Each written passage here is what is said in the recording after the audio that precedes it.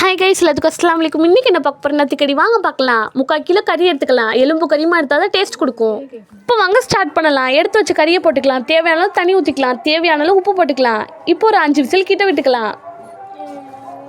10 சின்ன வெங்காயம் எடுத்துக்கலாம். 1/2 ஸ்பூன் சோம்பு போட்டுக்கலாம். நல்லா அரைச்சிக்கலாம். அவ்வளோதான், கறியை நல்லா வெந்துருச்சு. இப்போ ஒரு சட்டி வச்சு தேவையான அளவு தண்ணி ஊற்றிக்கலாம். ஏன்னா மாவு தானே பிணைய போகிறோம்.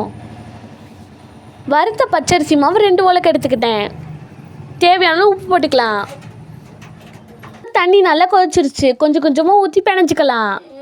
சப்பாத்தி மாவு மாதிரி பிணைஞ்சிக்கலாம். என்ன மாதிரி பிணைஞ்சிக்கோங்க.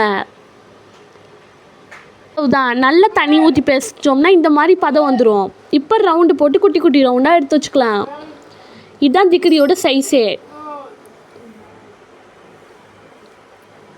அவ்வளோதான், எல்லா ரவுண்டையும் பிடிச்சி வச்சுக்கலாம். இப்போ வாங்க கறி வெந்திருக்கும். அவ்வளோதான், விசில பிடிங்கி விட்டு பார்த்துடலாம். அழகாக கறி வெந்துருச்சு. இப்போ ஒரு சட்டி வச்சுக்கலாம். அது நல்லா ஹீட் பண்ணிக்கலாம். காயம் தக்காளி எல்லாத்தையும் எடுத்து வச்சுக்கலாம். பூண்டு பேஸ்ட்டு 2 ஸ்பூன் எடுத்து வச்சுக்கலாம். இப்போ தேவையான அளவு எண்ணெய் ஊற்றிக்கலாம். பட்டை, கிராம்பு, ஏலக்காய் எல்லாத்தையும் போட்டுக்கலாம். பச்சை வெங்காயத்தை போட்டுக்கலாம். அதையும் நல்லா கிண்டி விட்டுக்கலாம். இப்போ எடுத்து வச்ச வெங்காயத்தை போட்டுக்கலாம். அதையும் நல்லா கிண்டி விட்டுக்கலாம். எடுத்து வச்சு இஞ்சி பூண்டு பேஸ்ட்டையும் போட்டுக்கலாம். தக்காளி, பச்சை மிளகா அதையும் போட்டுக்கலாம். அதையும் நல்லா சேர்த்து கிண்டி விட்டுக்கலாம். 2 ஸ்பூன் மிளகாத்தூள், 1 ஸ்பூன் மஞ்சத்தூள், 1 ஸ்பூன் மல்லித்தூள் அது எல்லாத்தையும் சேர்த்து கிண்டிக்கலாம். கருவேப்பிலை, கொத்தமல்லி போட்டு கிண்டிக்கலாம். எடுத்து வச்ச கறியை போட்டுக்கலாம். வச்ச மாவுக்கு 3 செம்பு தண்ணி ஊற்றினா சரியாக இருக்கும். இப்போ தேவையான உப்பு போட்டுக்கலாம். 2 கொதிச்சக்கடுத்து தட்டி வச்ச மாவை எடுத்து போட்டுக்கலாம். கொஞ்சமாக தட்டி வச்ச மாவை கொதிக்க போடுங்க. 10 நிமிஷம் நல்லா வேகட்டும். அவ்வளோதான், கிண்டி விட்டுக்கோங்க அப்பப்போ.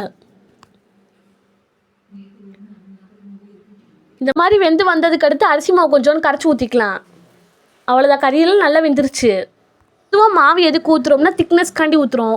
மாவு ஊற்றிக்கலாம். ஒரு தடவை நல்லா கிண்டி விட்டுக்கலாம். இப்போ வச்ச தேங்காவும் ஊற்றிக்கலாம். அதையும் சேர்த்து நல்லா கிண்டி விட்டுக்கலாம். இந்த டைமில் உப்பு உரப்புலாம் இருக்கான்னு கரெக்டாக பார்த்துக்கோங்க. அப்படி கரெக்டாக இருந்துச்சுன்னா 5 நிமிஷம் கொதி விட்டுக்கலாம். திக்ரீஸ் ரெடி. நீங்கள் வீட்டில் ட்ரை பண்ணி பார்த்துட்டு கமெண்ட் பண்ணுங்கள், லைக் பண்ணுங்கள், ஷேர் பண்ணுங்கள், மறக்காமல் சப்ஸ்கிரைப் பண்ணுங்கள். கூட இருக்க பெல் ஐக்கானை கிளிக் பண்ணுங்கள். மறந்துடாதீங்க, சொன்னால் ட்ரை பண்ணி பாருங்கள்.